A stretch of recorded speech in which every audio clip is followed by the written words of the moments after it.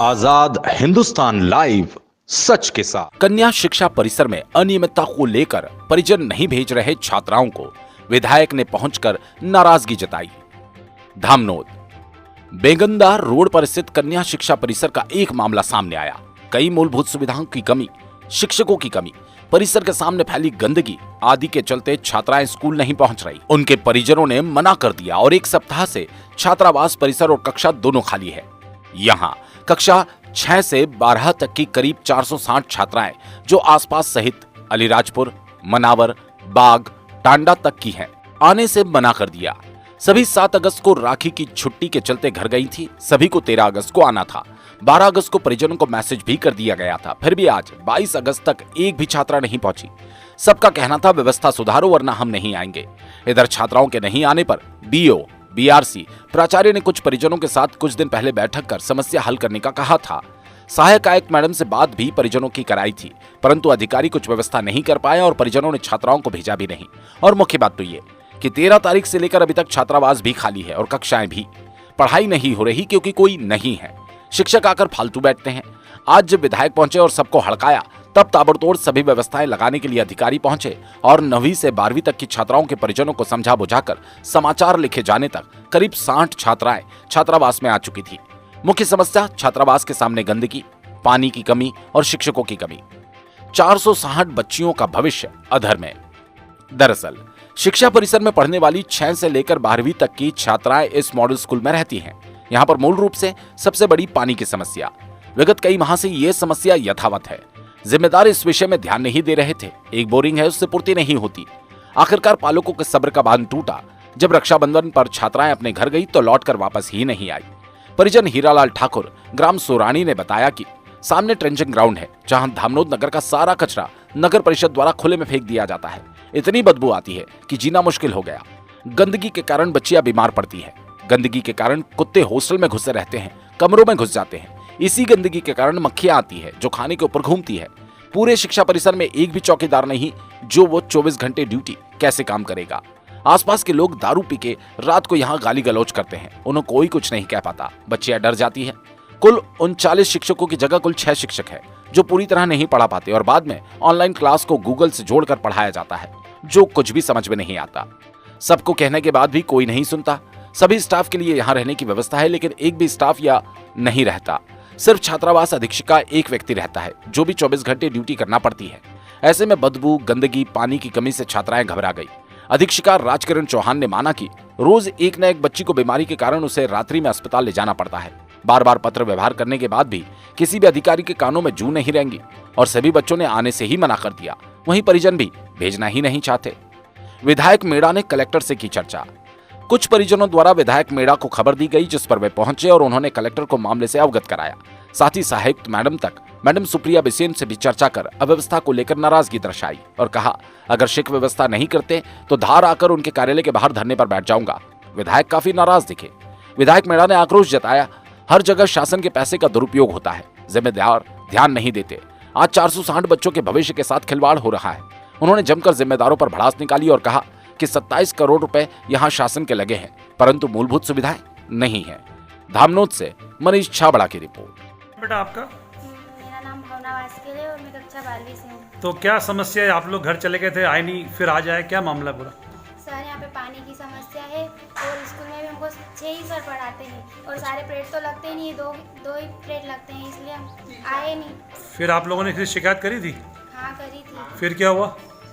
कुछ नहीं हुआ, बोला था कि हो जाएगा, सर आएंगे, अतिथि बोल रहे थे सर, लेकिन कुछ नहीं हुआ। रोज ऐसा ही चलता रहता, 2 पीरियड लगते हैं बस और क्लास नहीं लगती। तो कुछ ऑनलाइन क्लासेस भी लगती है कि बता रहे हैं? हाँ टीवी पे पढ़ाते थे वो सर। अच्छा, तो आप संतुष्ट नहीं है, मतलब पढ़ाई से टीचर संतुष्ट नहीं है कि शिक्षक कम है इसलिए परेशानी आ रही है? शिक्षक कम भी है और पानी की भी यहाँ पे प्रॉब्लम थी, इसलिए हम घर से नहीं आए। और गंदगी का भी कुछ इशू आता है इसमें? हाँ। क्या इशू है? सर ये गंदगी के कारण लड़कियां बहुत बीमार होती है, रात में भी किसी की तबीयत खराब हो जाती है, फिर मैम को ले जाना पड़ता है हॉस्पिटल। क्या शुभ नाम आपका? मेरा शुभ नाम हीरालाल ठाकुर। और आप यहाँ पे क्या पेरेंट्स हैं, क्या है? मैं पेरेंट्स हूँ सर। मेरी बालिका यहाँ पर पढ़ाई करती है। कौन सी क्लास में है? ये बालिका 8वीं में है, एक 9वीं में है, 2 बच्चियाँ हैं। तो क्या परेशानी आ रही है? परेशानी है यही है कि यहाँ पर पूर्ण रूप से स्टाफ नहीं है पढ़ाने वाला। 6 टीचर है, 450 बच्चियाँ हैं।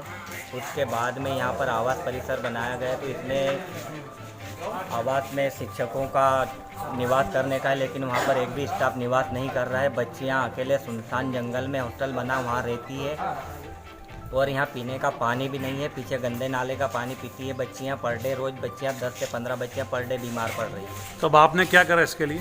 इसके लिए यही किया है कि हमने हमारे क्षेत्रीय विधायक पांचीलाल जी मेड़ा को अवगत किया है।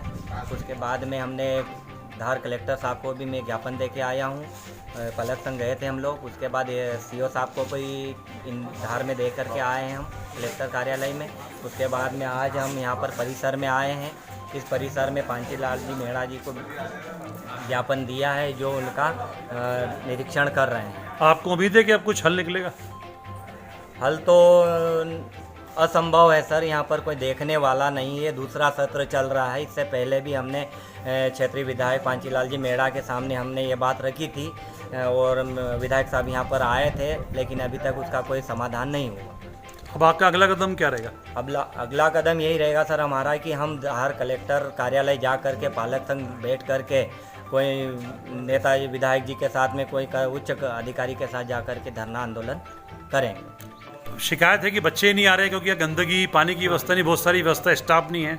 तो आपका क्या कहना पड़ रहा है सर इसमें? इसमें अतिथि शिक्षक के लिए व्यवस्था कर रहे हैं जी। कर रहे हैं। और कुछ अतिथि बुलाए थे हमने, 8 अतिथि, तो उन्होंने 3 ने मना कर दिया जी। अतिथि का पढ़ाई के बारे में। तो सर 37 की रिक्वायरमेंट है और 9 है, तो कैसे बच्चे पढ़ाई करें? स्थिति ये है कि जो टीचिंग स्टाफ है, जी। टीचिंग स्टाफ है, पास जो स्वीकृत है उसके विरुद्ध अपने अतिथि रखना है। जी।